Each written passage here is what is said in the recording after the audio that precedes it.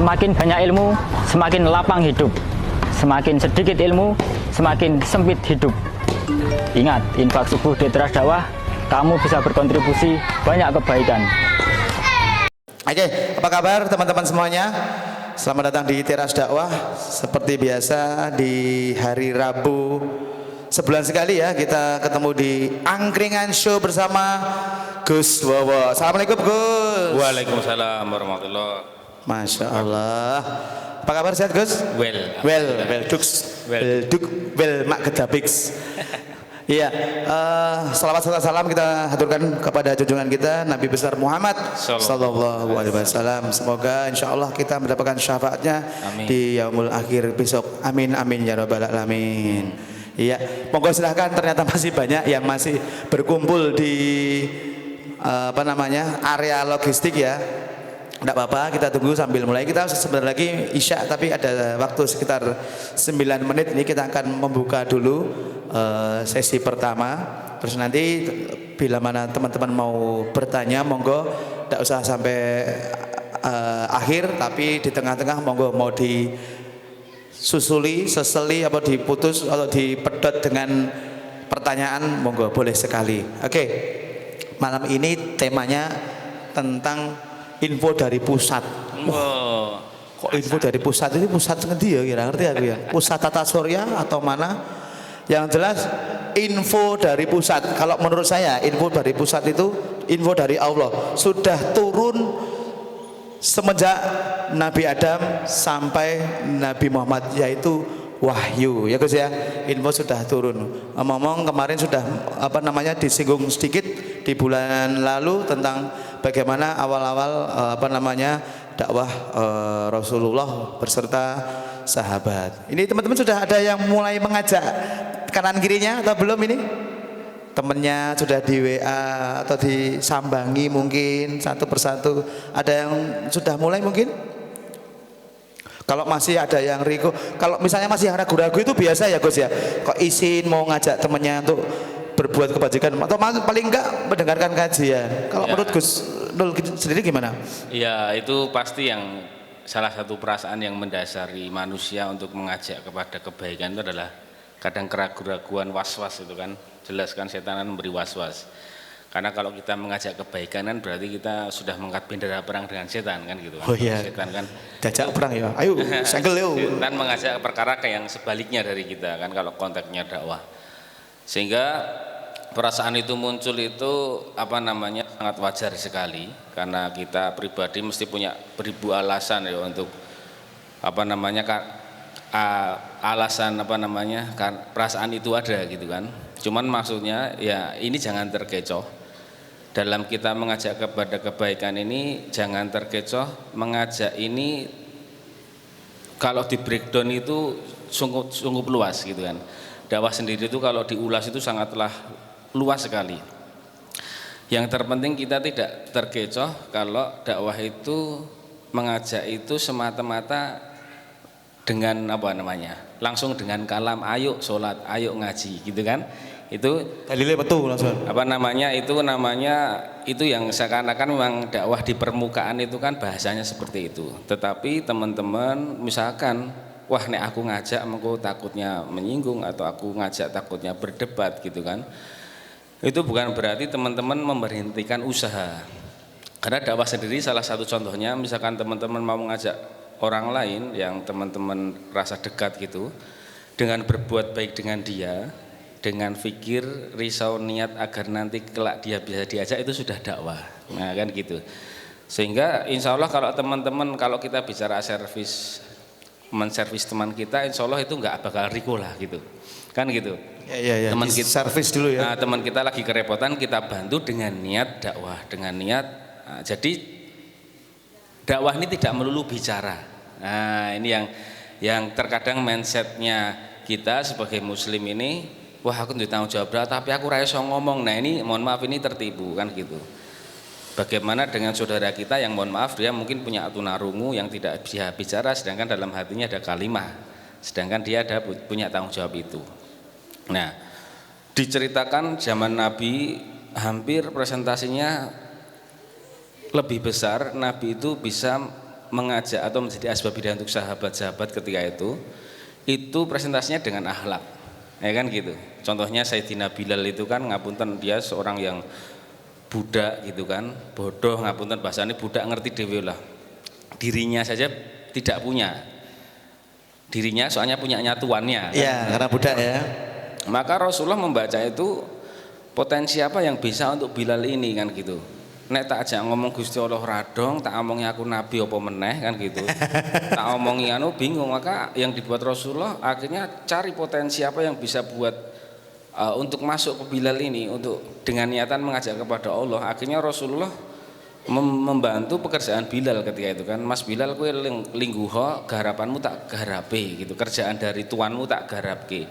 Ketika itu Bilal sedang menggarap gilingan gandum atau apa gitu dengan tenaga manusia yang biasanya dengan binatang, itu dengan Bilal karena sewenang-wenangnya tuannya gitu. 3 hari dikerjakan Rasulullah. Istirahatnya Rasulullah hanya makan secukupnya dan ketika sholat. Tapi ketika pekerjaan itu selesai, maka Rasulullah pamit, Mas kerjaannya sudah selesai gitu. Bilal bertanya, Mas kenalan sih BTW aduh iki selama iki rong kenal gitu. Kok kowe Jadi bantu Bilal itu belum kenal ya, belum kenalan ya Rasulullah. Langsung Mas langsung ya, jenenge Bilal mungkin keadaan capek, letih gitu kan, ketika ditawarkan ya wis langsung gue tanpa harus perkenalan dulu kan gitu. Mungkin kan seperti itu. Maka Rasulullah berkata, "Oh ya belum kenalan, aku Muhammad" gitu. Terus Bilal menjawab, "Oh Muhammad, saya pernah dengar kata dari orang-orang yang katanya kamu nabi itu." Iya betul, saya Rasulullah. Aku percaya kalau kamu Rasulullah gitu. Akhirnya dia bersahadat. Nah ini teman-teman secara logika harusnya kan dibukakan kitab di depannya, dikasih dalil-dalil yang kuat ya kan, diajak ayo mlebu Islam. Bahkan Rasulullah seakan-akan mengunci semua itu, bukan maksud untuk tidak menyampaikan perkara yang hak, tetapi tahu kondisi gitu kan. Seperti tadi ini eta anu malah aku tersinggung dan sebagainya, was-was tadi. Tapi bukan berarti tidak ada cara lain untuk kita bisa masuk untuk niatnya dakwah. Nah, jadi dakwah kembali tadi, dakwah itu kalau di breakdown itu luas. Jadi jangan sampai kita terjebak dakwah ini adalah ceramah-ceramah. Enggak hanya di mimbar-mimbar khotbah. Saya mohon maaf kalau saya kalau bisa mengatakan yang di sini, kita di sini yang di mimbar-mimbar adalah bagian kecil dari dakwah sebenarnya. Karena apa? Itu tidak setiap hari, tidak setiap waktu. Betul. Sedangkan Rasulullah buat dakwah itu 24 jam setiap hari dengan umatnya, jumpa umat, tidak nunggu diundang, tetapi datang menghampiri dari pintu ke pintu, tongkrongan ke tongkrongan kan gitu. Nah, yang di depan yang ceram itu bagian saja, dan itu malah ulama yang saya pernah dengar itu bagian terkecil dari dakwah saja. Karena kalau dakwah harus seperti itu, wah mosok umat dikon teko pengajian terus bendino pecah kepalane kan gitu. Terus orang-orang yang grassroots atau apa nggak bisa tersentuh.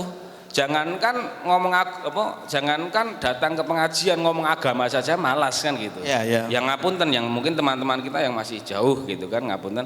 Jadi goalnya dakwah ini bukan apa tadi berlikah hasil, tetapi kita sudah buat belum sesuai yang dibuat Rasulullah gitu. Nah, Rasulullah itu macam-macam, dengan Bilal seperti ini, terus dengan orang yang sudah sepakat diajak diskusi, dengan orang yang menantang atau mau menyerang bahkan mau membunuh, mohon maaf itu seperti ini, itu lain-lain gitu. Jadi bukan berarti, contohnya gini, ngapunten misalkan orang tua teman-teman yang ngapunten mungkin belum melaksanakan atau menjalankan agama gitu.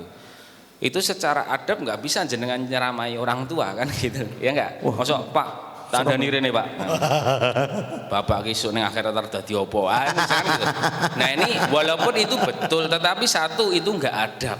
Namanya anak kecil itu bapak itu kita muliakan. Maka bagaimana dakwah dengan orang tua? Ya kita jadi anak yang soleh. Kita biasanya orangnya kerjaan rumah, kita bantu cuci piring, kita bantu ngepel rumah dan sebagainya. Anakku sak kuliah ngaji kok nyenengke ya kan gitu. Sehingga itu dengan risau. Jadi apa artinya action atau bicara agama apa misalkan daki hujan ayat gerimis hadis gitu, tapi tidak didasari kerisauan. Bisa jadi malah tanpa kerisauan bisa jadi menyakiti. Pembicaraan kita itu bisa jadi menyakiti orang lain walaupun hak, walaupun benar. Nah yang terpenting itu adalah kerisauan. Kerisauan ini yang akan menghantarkan itu tadi apa namanya bahasanya ya, membuka, dalam arti membuka hati umat gitu Mas ya, dengan walaupun secara praktek seakan-akan mosok mengono iso nurunkan hidayah seperti tadi, mosok menggarapi gaweane Bilal iso mendatangkan hidayah misalkan kan. Nah, ini yang perlu kita pahami teman-teman, ini yang perlu kita share ke teman-teman kita, sehingga setiap muslim punya rasa nek ngono aku iso. Nah, sekarang yang terjadi kan ngapunten, wah ngertine dakwah itu adalah tugasnya para alim, para ulama, para kiai. Ya. Mereka itu tugasnya mengajar, ya. Beda ya mengajak dan mengajar. Ora tak ajar lho maksudnya, ora diajar maksudnya. Jadi mengajar ilmu agama yang sahih, yang benar, yang betul, yang sanadnya jelas, itu tugas mereka. Tapi yang mengajak itu semua, seluruh lapisan umat, siapapun itu yang ada dalam hatinya ada kalimah, walaupun dia belum punya ilmu sama sekali, kan gitu. Anak kecil kalau kita lihat itu boleh azan nggak? Boleh saja kan gitu. Anak kecil itu Allahu Akbar, padahal azan itu salah satu bagian dari dakwah juga, mengajak orang sholat, mengajak orang menuju kemenangan. Anak kecil mengajak bapaknya sholat boleh, anak kecil mengingatkan bapaknya ketika lupa boleh. Pak, ajeng teng pundi? Teng sawah. Apa culik ora digawa kan bahasane. Ya. Jadi jangan sampai kita salah persepsi bahwasanya dakwah ini tugasnya orang yang pintar ngomong saja, orang yang pintar menjelaskan, yang public speakingnya bagus, bukan gitu ya. Jadi karena setiap orang ini punya potensi masing-masing dan kadarnya masing-masing. Nah, setiap orang ini sama Allah, memang ada orang itu ditadbikan sama Allah, nek ngomong malah wagu ya ono ya gitu, meneng kayak gitu, nek ngomong malah wagu. Bukan berarti dia tidak bisa mengajak orang taat kepada Allah gitu kan. Jadi ini yang harus kita kefahaman yang selama ini banyak simpang siur itu harus kita dihilangkan. Hilangkan ya. Oke. Sehingga jadi kita pribadi sebagai muslim sadar akan punya tanggung jawab dakwah, jelas semuanya, firmannya, hadisnya, tugasnya sebagai umatnya Rasulullah. Nah, setelah sadar akan punya tanggung jawab dan sadar kalau kerja ini mudah. Nah, nek ngono aku iso. Nah, seperti itu, Mas. Oke, ini cukup dia untuk membuka ya, ora kroso ketika itu adzan gitu. Jadi teman-teman monggo silakan kalau ada pertanyaan seputar dakwah atau mungkin berbagi tips mungkin ya tentang dakwah, monggo silakan nanti bisa di-share ke kita. Nanti tapi setelah Isya ya, kita akan lanjutkan insyaallah setelah kita sholat Isya bersama-sama di Masjid Terak Dakwah. Itu saja ya. Nanti wudunya nanti ada di lantai 2 ya. Oke, gitu saja. Nanti ketemu setelah Isya. Assalamualaikum warahmatullahi wabarakatuh. Waalaikumsalam. Dan monggo yang masih menikmati hiburan di sana, menikmati makanan, silakan di angkringan masih ada beberapa makanan ya, monggo bisa diambil. Yang masih lapar mungkin bisa masya Allah, yang masih ada yang telap-telep, ono sing nyendoke sing mburi kan, Gus. Telu enggak apa-apa, namanya juga lapar kok. Enaknya di sini gini, sambil makan nanti terus sambil kita sharing, mendengarkan kajian ilmu ya. Dan juga mungkin kayaknya kita selesai nggak usah begitu malam-malam ya Gus. Nanti setelah ini teman-teman yang cowok, yang Ikhwan, kita ngumpul di sini. Kita nanti akan ngobrol lebih dalam lagi mungkin bagi yang mau ya, dan yang slow saja gitu. Nanti kita akan lebih intim lagi. Yang baru datang monggo silakan, selamat datang Mas. Itu Taji aman dap, monggo silakan ya. Oke, kita sambung lagi. Tadi tekan nanti lali aku mungkin sampai yang masih ragu-ragu untuk menyampaikan kebenaran, mengajaklah paling tidak. Itu ternyata sudah disinggung sedikit sama Gus Nul. Jadi nggak melulu tentang masalah kita bisa berdalil atau enggak, tapi yang penting mengajak bisa lewat servis dulu temennya, terus jajak ke dulu atau membantu temennya lah, agar gini, agar orang Islam itu sekarang framingnya luar biasa, macam-macam. Oh, ono sing muni iki apalah keras apa ngono. Padahal enggak. Kita yang sudah mengaji Islam dari dulu kan tahu, Islam itu enggak apa namanya, enggak malu tentang hal-hal yang bersifat apa ya, kekerasan. Tapi contoh saja Rasulullah dengan akhlak yang seperti itu. Kok sekarang banyak framing tentang Islam bahwa Islam itu kasojak bukan. Nah, ini mari kita tata pelan-pelan lah dakwah kita agar lebih bisa menjangkau ke banyak sekali umat ya, karena mungkin di sini yang datang alhamdulillah banyak.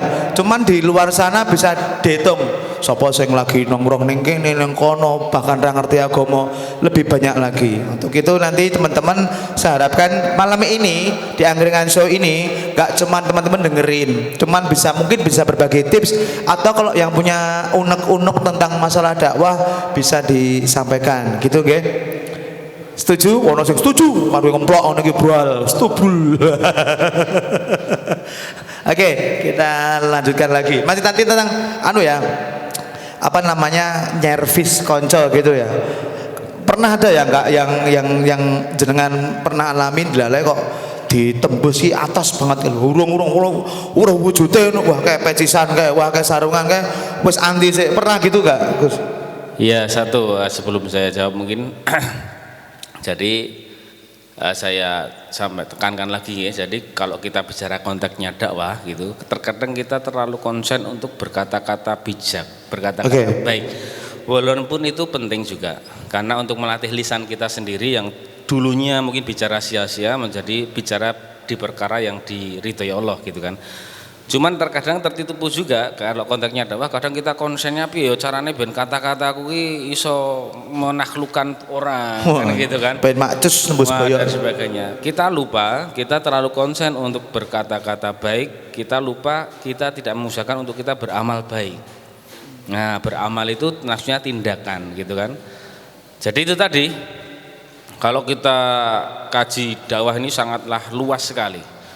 Apa kalau kita bicara secara teknis itu kan ya tadi macam-macam. Satu kisah lagi ini mungkin buat kita biar semangat. Jadi ketika itu Rasulullah SAW itu kan mungkin bulan lalu yang sudah saya sampaikan ini. Nah, ini untuk agar kita apa namanya, ya yang namanya agama harus diulang-ulang kan gitu. Jenengan ngrungokke lagu terus-terusan Korea terus-terusan sesuai dalam kehidupan jenengan jadi wong sing galau terus kan gitu. Nah, kenapa agama tidak wujud dalam kehidupan? Karena sekali dua kali kita dengarkan gitu. Maka harus namanya muzakaroh, mengingat lagi, mengulang-ulang lagi. Diambil dari kata zikir, muzakaroh itu artinya mengulang-ulang. Jadi agama itu diulang-ulang. Sekarang contohnya gini, kita mungkin mendengar atau tahu doa makan atau doa setelah bangun tidur itu mungkin dari TK kita sudah pernah dengar, tetapi ada nggak yang dari TK mengamalkan sampai sekarang? Kan gitu. Nah itu kenapa? Karena jarang diulang-ulang, harus dimuzakarahkan teman-teman sesama yang sudah sefrekuensi. Yuk muzakarah, yuk takror namanya. Kamu bicara aku mendengar, nanti gantian aku yang bicara kamu yang mendengar. Doa ini itu diulang-ulang terus dan harus sampai. Jadi muzakarah ini yang tadinya nggak tahu jadi tahu, ya kan? Yang sudah tahu karena diulang-ulang dia punya kekuatan mengamalkan. Nah, mengamalkan diulang-ulang terus, dibicarakan terus, didengar terus, nanti dia bisa menyampaikan, bisa istiqomah dan bisa menyampaikan. Jadi tingkatannya seperti itu. Kenapa kita kepater neng kono tok loh? Jangankan menyampaikan, ngamal wis durung gitu kan? Karena ngamal saja tidak, karena cuman mungkin dulu pernah dengar sekali terus dilupakan saja kan. Gitu. Nah terus ini saya ulang lagi, jadi ini tadi kita bicara yang konteksnya dakwah di kalangan teman kita, sahabat kita yang mungkin seiman gitu kan. Sedangkan umat Nabi ya semua ya kan gitu, seluruh manusia yang ada di muka bumi ini, baik yang Islam atau yang belum Islam kan gitu. Ketika itu Rasulullah ketika tinggal, kalau nggak salah itu masih di Mekah kalau nggak salah, karena masih ada perang gitu kan. Di Mekah ketika Rasulullah masuk itu tidak semuanya Islam gitu, hanya masih beberapa saja. Nah, cuman Rasulullah bikin perjanjian kepada saudara kemanusiaan ya, dalam arti dari yang bukan Islam untuk tetap di sini saling melindungi gitu ya, bermasyarakat seperti biasa gitu. rasa perlu lungo, rasa perlu nyingkir dan sebagainya, malah justru kita harus saling melindungi bila mana ada bahaya dan sebagainya. Nah, ketika itu kampung itu akan diserang musuh. Memang secara kabar kesannya kan kita itu kalau mendengar perang itu kan perang antara Islam dan non Islam kan gitu. Ya.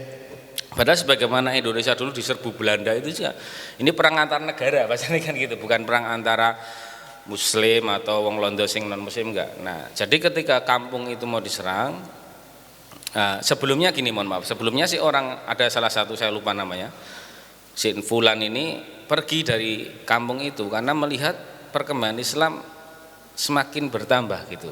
Terus dia tahu diri, aku ora bakal Islam, terus aku tak cabut kok kene lah, mbangane keki gitu. Maka ketika mau diserang, maka si anak Fulan ini memiliki koleksi senjata banyak lah gitu.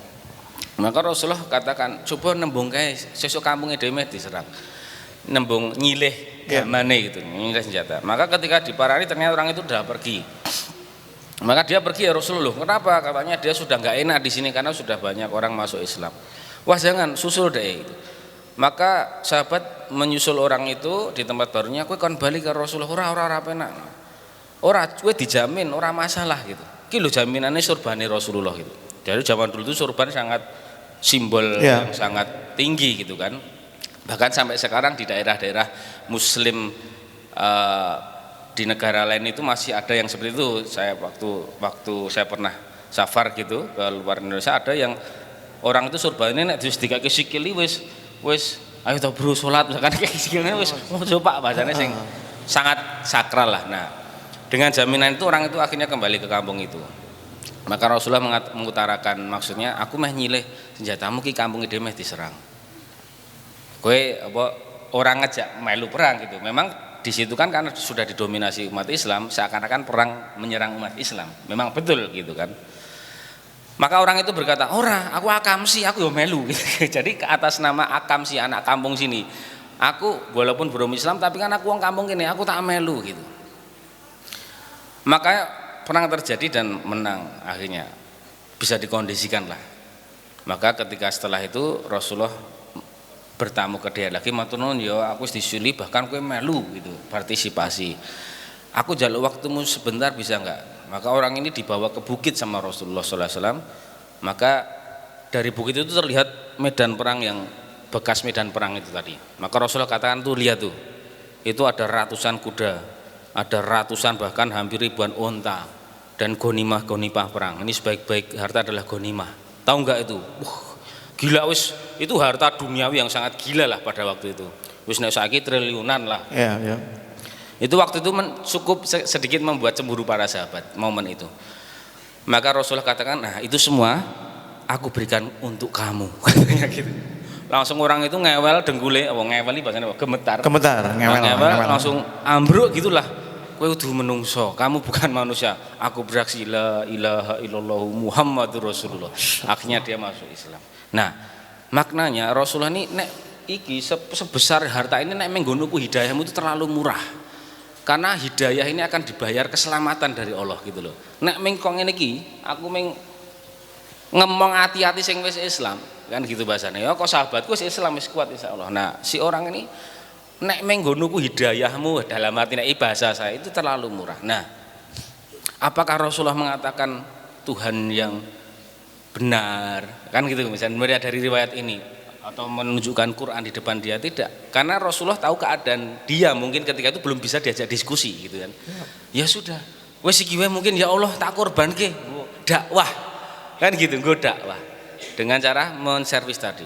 Nah, maka itu tadilah teman-teman. Jadi maknanya sebenarnya tidak ada alasan sulit dalam dakwah ketika kita melihat apa bahasanya nek tak kita objeknya ya. Ya, kadang kita ngene iki, ngapunten ini jangan sampai terucap lagi Mas. Nek kayak angel, wah ini ngeri loh ini.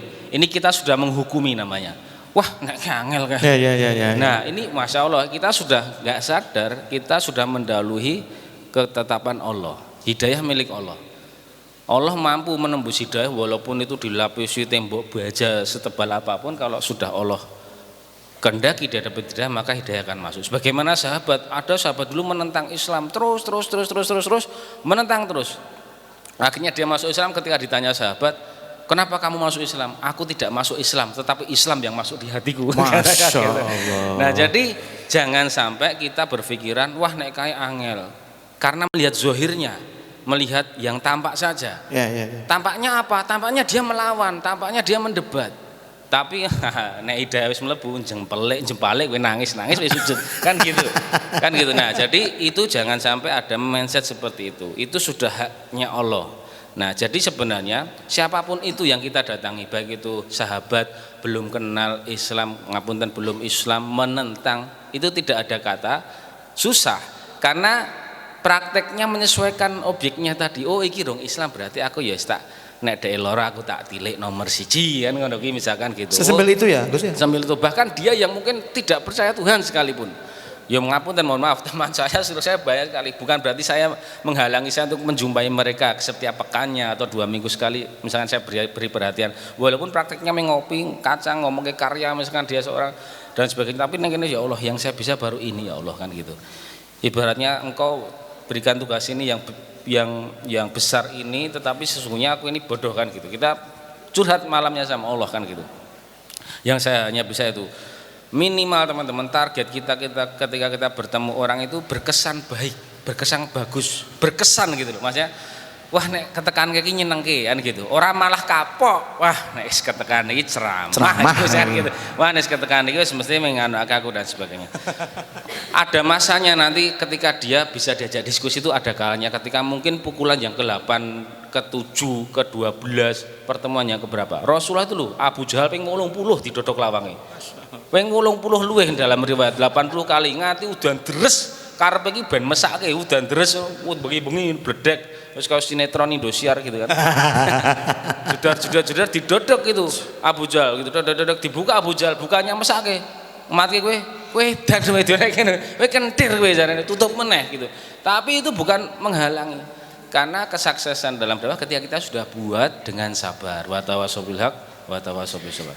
Ora aja wis kok ya wis kan gitu, enggak ada seperti itu. Nah, jadi kalau menjawab pertanyaan dari Simbah tadi, tidak ada kesulitan sebenarnya. Kesulitannya itu apa toh? Kita melawan nafsu kita untuk meluangkan waktu untuk saudara kita tadi. Wah, males lagi wah ada kancaku casing sesuk wae lah, sesuk bulane sesuk wis mati. Gitu. Bulane diparani waduh wis mati dan sebagainya. Kita menunda berapa menit dan berapa sebagainya. Saya pernah mendapati pengalaman ini teman-teman. Yaitu kita silaturahmi ke teman dan dia sudah melakukan ingin bunuh diri ketika itu.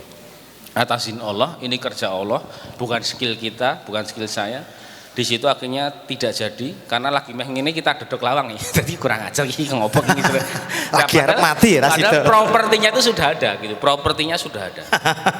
Taline dan dingkli itu. Kita melihat wah langsung kami peluk. Nah, kecuali kondisi-kondisi yang sudah mendesak itu kita langsung gitu atau misalkan kita ada kalanya untuk menahan sih bang ini berdebat aneh ngono wis rasa debat Pak misalkan wah nek aku takut menyinggung perasaannya ya kalau malah wis mati dhisik kan. Nah itu baru kita langsung urgent kan wis bro langsung nek perlu diseret itu kan ngono kuwi. Nah itu lain. Tapi nek ana wong sing isih nganu ya meh salat ya diseret kan gitu. Beda gitu. Wah ayo salat diseret pentung enggak. Awake neng kok masjid, atine neng pasar kan. Nah, itu singkat kurang lebih dia langsung terjatuh, kita ajak ngobrol pelan-pelan nangis, curhat. Intinya memang orang no tempat curhat saja. Singkat cerita sekarang dia jadi orang soleh istiqomah, hafalan Qur'annya lebih banyak dari saya. Aku mengkulhu terus gitu saja. Nah, maknanya gini, apa itu tadi ini kerja Allah. Tapi poin yang saya dapat di situ, coba nek aku menunda silaturahmi. Nah, di situ kan akhirnya. Coba nek aku mau menunda. Kalau jenengan ada feeling neng konco, jangan ditunda-tunda. Jangan-jangan itu firasat ya? Nah, bisa jadi itu kan. Filsafat ya, jangan-jangan. Filsafat. BMKG. Nah, mungkin itu firasatnya. Nah, jadi teman-teman tidak ada kata susah, tidak ada kata sulit.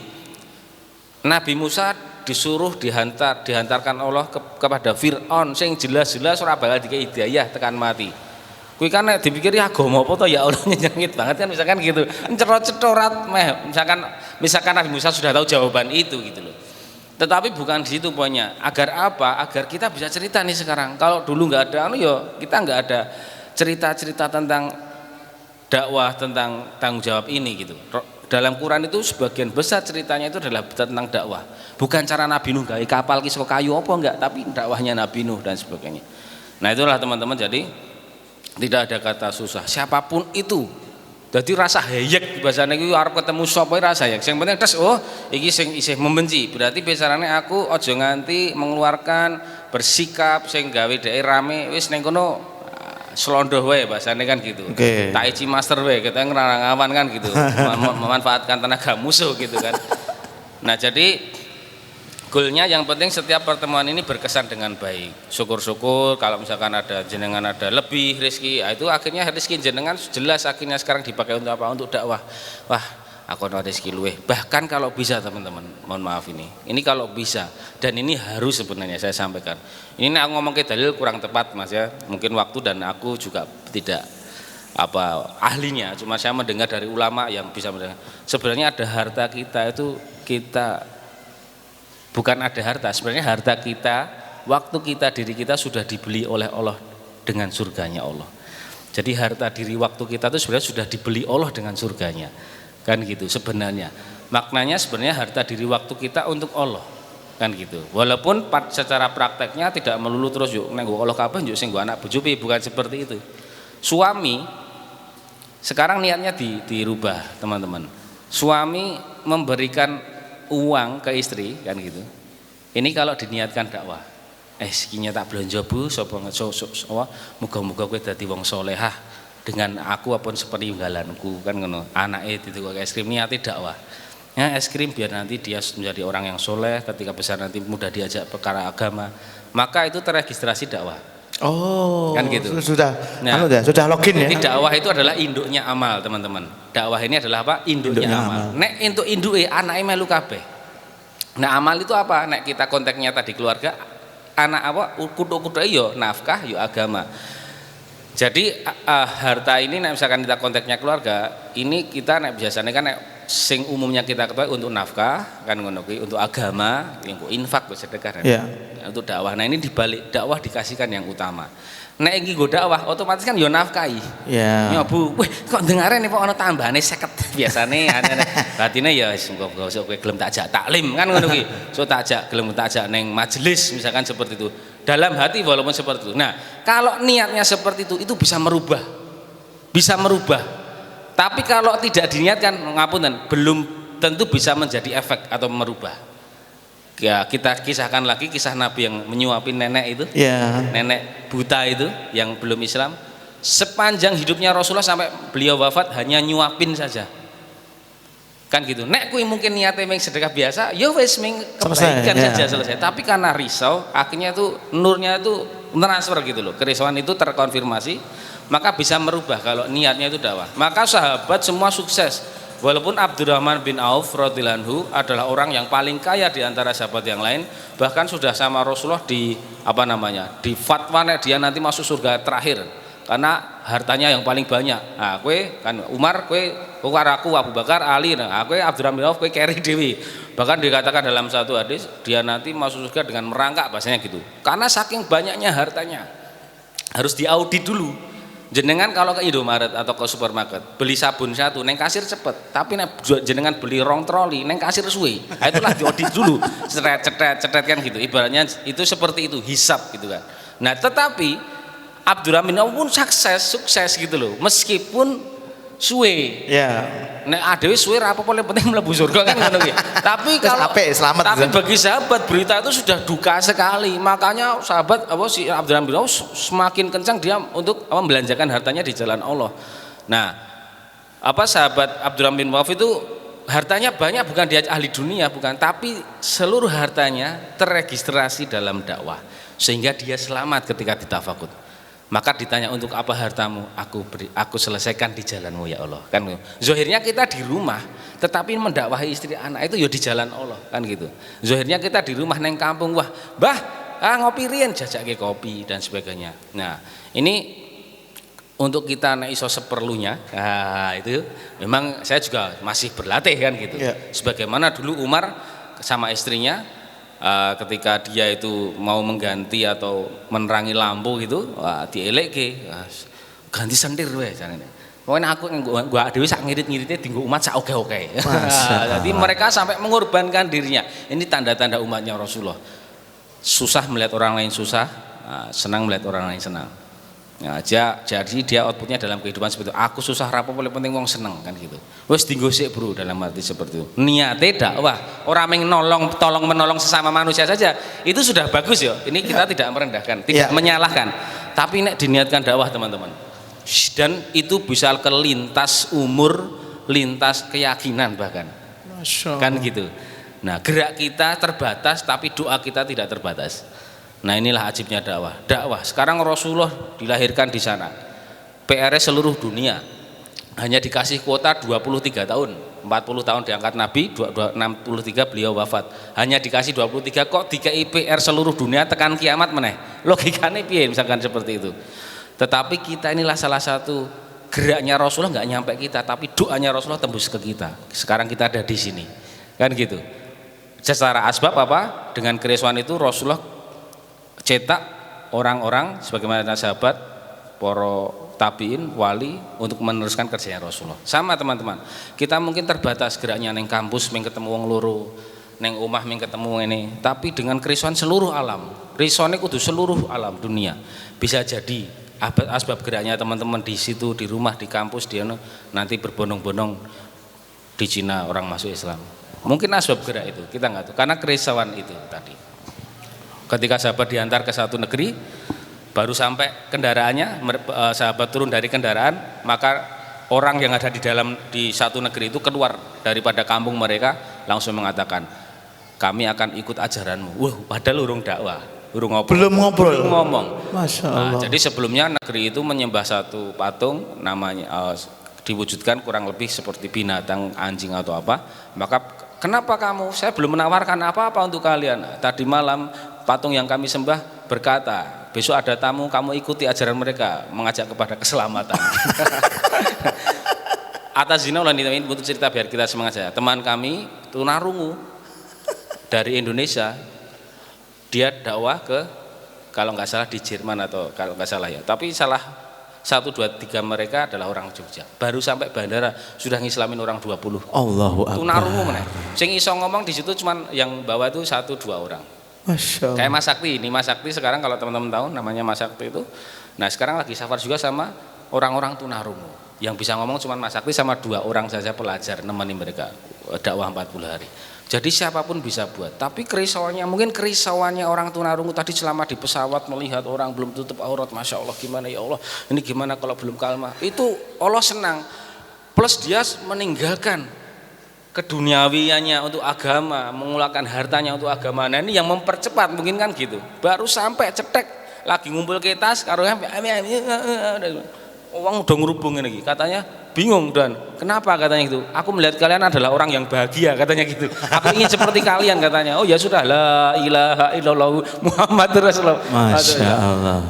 Nah inilah banyak kisah-kisah hidayah yang bisa diterima kalau atau tidak, itu penting kita kargo jarikan atau laporan agar kita termotivasi kan gitu. Orang itu saja bisa gitu. Bukan berarti kita merasa lebih baik, enggak. Nah, jadi tidak ada alasan siapapun itu. Apapun profesi itu kan. Pernah kita bahas profesinya jenengan itu terserah apa. Jangan ditinggalkan selama itu tidak melanggar aturan Allah. Bisa saja agama akan masuk di profesi itu melalui jenengan kan gitu. Ada yang jadi guru, ada yang jadi PNS, ada yang suster, dokter, ada yang jadi polisi, ada yang jadi musisi. Nah, agama tidak menyuruh kita meninggalkan profesi itu dengan alasan itu duniawi, bukan. Tetapi kalau jenengan di profesi itu hanyalah kendaraan untuk membawa agama masuk ke situ, nah, itu mungkin hidayah akan masuk lewat jenengan. Nah, jadi itulah dalam sekali kalau kita kaji perkara dakwah ini. Jadi monggo, aku diniatke saya kuliah neng universitas ini gitu. Ben agama wujud di sana kan gitu. Nah, sehingga sepanjang jenengan kuliah itu akan dihitung fisabilillah. Dakwah ya. Dakwah. Masya Allah. Gitulah kurang lebih Mas. Oke, masya Allah. Ini apa namanya? Ternyata Rasulullah juga apa namanya untuk menyampaikan nggak pilih-pilih orang ya, seperti yang Siapapun ditembus. siapapun ditembus. Digas bahasanya gitu. Ora peduli kuwi mbuh kuwi ketoke angel apa ora. Lah dhewe kan mungkin masih rada mikir ketoke rada piye ngono. Tapi memang sejatinya nggak harus lihat siapa itu ya.